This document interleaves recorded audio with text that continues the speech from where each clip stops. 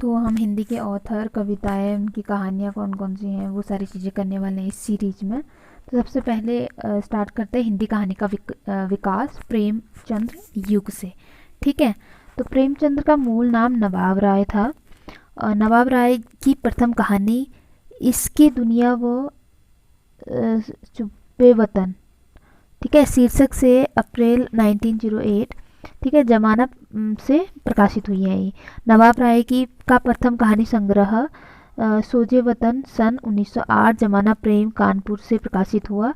पहला ये दुनिया बहुमूल्य वतन सांसारिक प्रेम और देश प्रेम पे है। दूसरा दुनिया का सबसे अनमोल रतन। तीसरा यह मेरा वतन है। चौथा शेख मखमूर। और पांचवा सिल ए मातम शोक का पुरस्कार। सोजे वतन के प्रकाशन के बाद ब्रिटिश सरकार ने नवाब राय पर सेडिशन का आरोप लगाकर उनके सारे संग्रह को जब्त कर लिया। सोजे वतन उर्दू कहानियों का जो है संग्रह है। प्रेमचंद्र नाम से उनकी पिछली कहानी बड़े घर की बेटी दिसंबर 1910 में जमाना में प्रकाशित हुई। प्रेमचंद का प्रथम कहानी शौत हिंदी भाषा और देवनागरी लिपि में सन 1915 में सरस्वती में जो है प्रकाशित हुई। कुछ आलोचक प्रेमचंद्र के पंच परमेश्वर 1916 को इनकी प्रथम कहानी मानते हैं तथा अंतिम कफन को।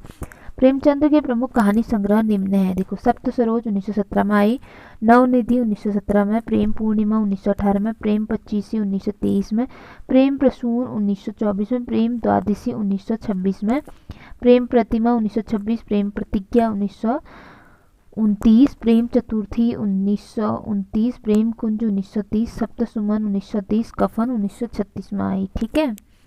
प्रेमचंद ने लगभग 300 कहानियां लिखी हैं जो अब मानसरोवर शीर्षक से 8 भाग में प्रकाशित है। प्रेमचंद ने लिखा है सबसे उत्तम कहानी वह होती है जिसका आधार किसी मनोवैज्ञानिक सत्य पर होता है।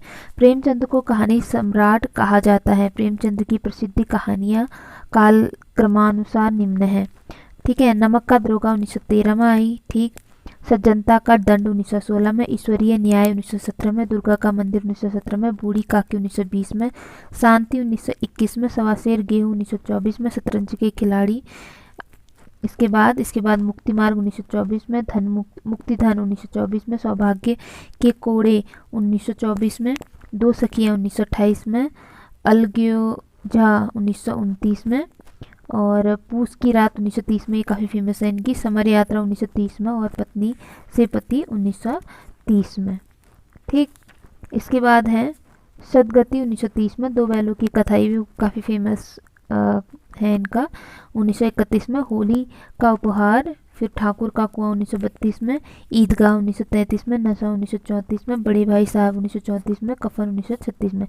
मुंशी प्रेमचंद जी की बात करें तो मुंशी प्रेमचंद 1880 से 1936 ईस्वी, इनका मूल नाम धनपत राय था, किंतु वे नाम बदलकर नवाब राय बनारसी के नाम से लिखते थे। धनपत राय को प्रेमचंद्र नाम उर्दू के लेखक दया नारायण निगम ने दिया था। प्रेमचंद्र को उपन्यास सम्राट की संज्ञा बंगला कथाकार शरदचंद्र चट्टोपाध्याय ने दिया था। प्रेमचंद्र द्वारा लिखे मूल उर्दू में उपन्यास का उनके द्वारा किया गया हिंदी रूपांतरण निम्नलिखित है। देखिए, मूल उर्दू उपन्यास और इसका हिंदी रूपांतरण क्या है। उन सहारे मुआविद, इसका हिंदी रूपांतरण है देवस्थान रहस्य। ठीक है। या तो असरारे, उन सहारे मुआविद, ये शायद हम खुरमा व हम सवाब, तो इसका है प्रेमा अर्थात दो सखियों का विवाह। ठीक है। किशना का है गबन, जलवाए इशार का हिंदी रूपांतरण है वरदान, बाजारे हुस्न का है सेवा सदन, गौसाए अफियत का है प्रेमाश्रय, चौगाने हस्ती का है रंगभूमि। असरारे माविद जो है प्रेमचंद का पहला उपन्यास है। ठीक है। असरारे था। सेवा सदन प्रेमचंद्र का पहला प्रौढ़ हिंदी उपन्यास है। प्रेमचंद्र का हिंदी में मूल रूप से लिखना प्रथम उपन्यास कायाकल्प 1926 में प्रकाशित हुआ, जो कि है। सन 1907 ईस्वी में प्रेमचंद्र ने रूठी रानी नामक ऐतिहासिक उपन्यास की रचना की। प्रेमचंद्र के हिंदी उपन्यास रचना उनका क्रम के अनुसार देखें तो देवस्थान रहस्य 1905, मंदिरों और तीर्थ स्थानों में फैले भ्रष्टाचार पाखंड की आलोचना दूसरा है प्रेमा जो है 1907, हिंदुओं में विधवा विवाह की समस्या का चित्रण करवाया गया है इसमें। सेवा सदन 1918, वैश्य जीवन से संबंध में समस्या का चित्रण करवाया गया है। वरदान 1921, प्रेम एवं विवाह की समस्या का चित्रण करवाया गया है। प्रेमाश्रम 1922, औपनिवेशिक शासन में जिम्मेदार एवं किसानों के संबंध का चित्रण किया गया है, जमींदार और किसानों का, सॉरी।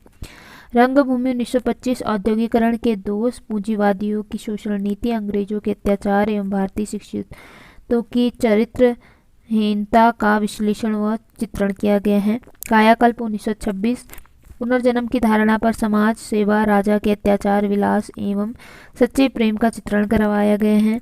निर्मला जो है 1927, दहेज एवं अनमेल विवाह की समस्या का चित्रण कराया गया है।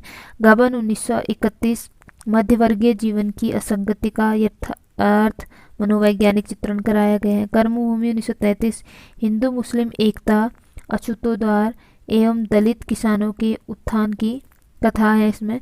गोदान 1936, किसान जीवन की महागाथा एवं ऋण की समस्या का अंकन कराया गया है। मंगल सूत्र 1948 अधूरा है। ठीक है। प्रेमचंद्र ने सन 1929 ईस्वी में प्रेमा उपन्यास को संशोधित करके प्रतिज्ञा शीर्षक से प्रकाशित करवाया। प्रेमचंद्र ने आदर्शोन्मुख यथार्थवादी उपन्यास लेखन की परंपरा का प्रवर्तन किया। आदर्शोन्मुख यथार्थवाद में यथार्थ का चित्रण करते हुए भी आदर्श की स्थापना पर बल दिया जाता था। ऐसा करने में चाहे चित्र की स्वाभाविकता नष्ट हो जाए, किंतु वह अपने सभी पात्रों को आदर्श तक पहुंचाते अवश्य हैं। प्रेमचंद्र की कला का चरमोत्कर्ष उनके अंतिम उपन्यास गोदान में दिखाई पड़ता है। 1907 में डाक टिकट भी जारी हुआ था इनके नाम से। ठीक है, तो प्रेमचंद जी के बारे में ये जानकारी रही।